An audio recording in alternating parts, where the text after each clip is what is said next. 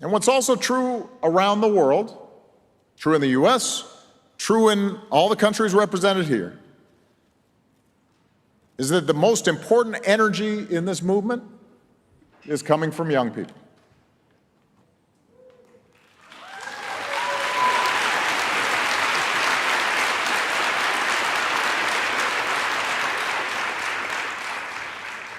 And the reason is simple. They have more stake in this fight than anybody else. And that's why I want to spend the rest of my time today talking directly to young people who may be watching and wondering what they can do to help. I am the father of two daughters in their early 20s, so I have some sense of all the stuff that gets thrown at young people these days. It's not always easy being young today.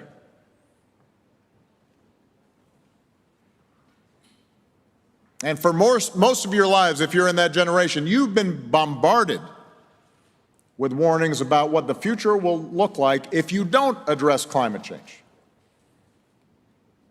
And meanwhile, you've grown up watching many of the adults who are in positions to do something about it either act like the problem doesn't exist or refuse to make the hard decisions necessary to address it. And that's a source of real anxiety and real anger at older people. And some of you no doubt wonder if you'll be able to be safe in the community where you've grown up, whether you'll have to raise your own kids in a world ravaged by extreme weather and climate migration and conflict. As one 16-year-old said, "For us, the destruction of the planet is personal."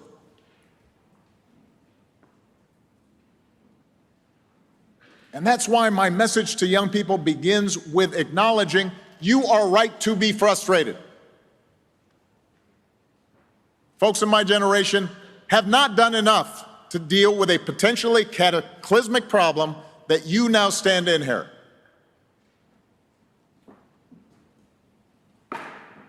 But I also want to share some advice my mother used to give me.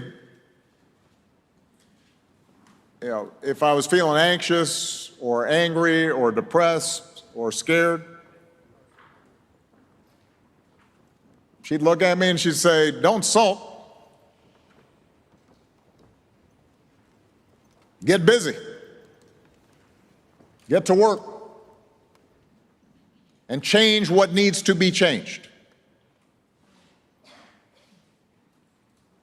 And luckily, that's exactly what young people around the world are doing right now.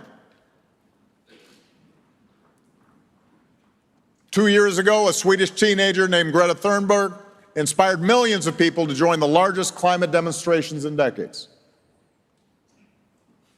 A lot of people now know about Greta, but the world is full of Gretas. One of the things I love most about our work at the Obama Foundation is getting to meet young activists from all over the world taking up the baton on climate change. You just heard from Sheila Babata from the Northern Mariana Islands. As an elected representative, Sheila is fighting to preserve natural resources on the island and helping young people take the lead in the fight for human rights and climate action. I've met people like Juan Carlos Monterrey Gomez from Panama. After representing his country at the Paris negotiations, I think he was like 22.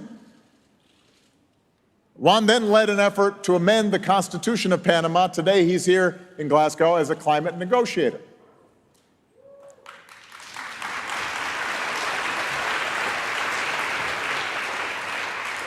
We've got Colette Pinchan Battle, who is the founder and executive director of the Gulf Coast Center for Law and Policy in Louisiana, back in the States. They're a nonprofit helping communities of color across the South that are already feeling the effects of climate change, rebuild after disasters, and build more sustainable communities and more sustainable economies. And then there's Louisa Neubauer, an activist who leads Fridays for Future strikes in Germany. During the global climate strikes in 2019, Louisa helped organize 270,000 marchers in Berlin, put pressure on German political parties to take climate change seriously.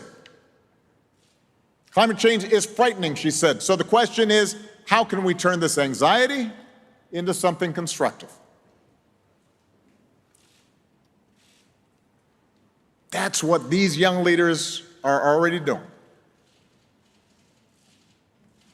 I'm really looking forward to sitting down and talking with some of them in a separate forum later today, because they're not just working for their own countries, they are forming a movement across borders to make the older generation that got us into this mess see that we all have an obligation to dig ourselves out of it.